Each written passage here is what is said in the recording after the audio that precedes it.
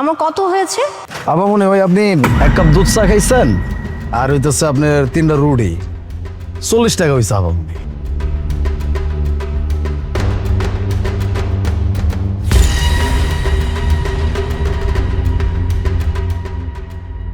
আরে এই ভাইয়া, ওই যে বাচ্চাটা তো আপনার জিনিসপত্র নিয়ে দৌড় দিল, আপনি ধরেন ওকে? কি কর না কোন আপামনি, এটি তো প্রতিদিনই দেখি।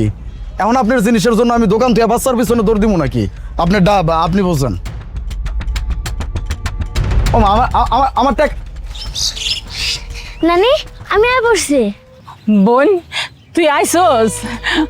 আমার লেগে কোনো খাবার আনছোস? আমার অনেক খিদে লাগছে, কি চললাম আমার খাইতে দে, আমি খিদে সহ্য করতে পারতেছি না। হ তোমার লেগে খাওয়ান আনছি, দিতেছি, বহু একটু।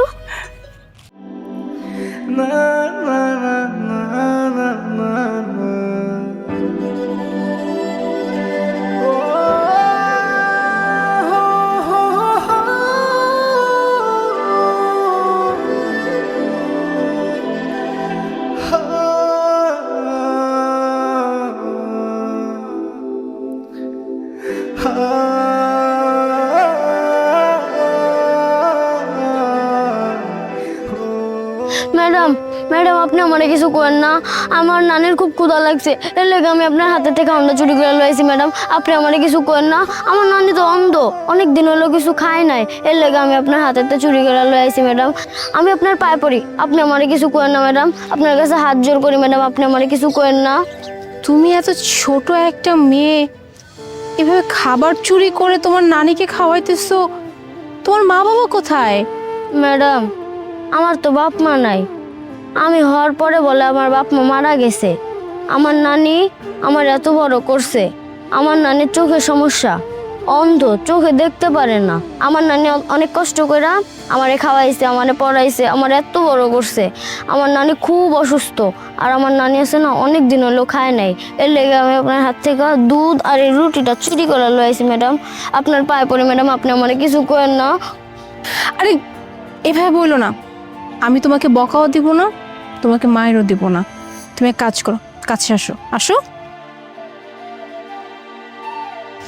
শোনো, আজকের পর থেকে তোমাকে আর চুরি করে তোমার নানির জন্য খাবার আনতে হবে না, কেমন?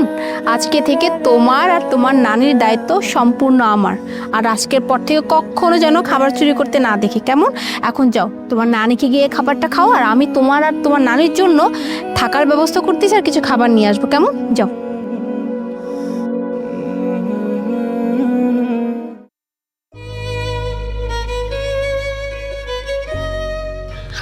ভাইয়া আমার বিল যেন কত হয়েছে? আপামনি আইসেন আপনি, আমার টাকাটা তো না দিয়ে আপনি চলে গেছিলেন। যাই হোক, আপনি ওই চোররে ধরতে পারছেন, মানে ওই বাচ্চা চোররে?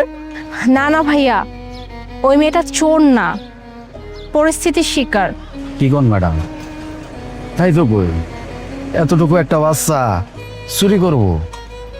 পরিস্থিতি মানুষটা কোন জায়গায় নিয়ে যায়, তাই না? পরিস্থিতির শিকার বলতে ওই মেয়েটা না এতিম, মা বাবা এই দুনিয়াতে বেঁচে নাই, শুধুমাত্র ওর নানি আছে। ওর নানিও অনেক অসুস্থ, ওর নানি নাকি 2 দিন পর্যন্ত কিছুই খাইতে পায় না। তাই এই মেয়েটা আজকে ওর নানির ক্ষুধা সহ্য করতে না পেরে এইভাবে এসে এখান থেকে খাবার নিয়ে দৌড় দিচ্ছে। আমি নিজের চোখে গিয়ে দেখছি ও খাবারগুলো নিয়ে ওর নানিকে খাওয়াচ্ছিল।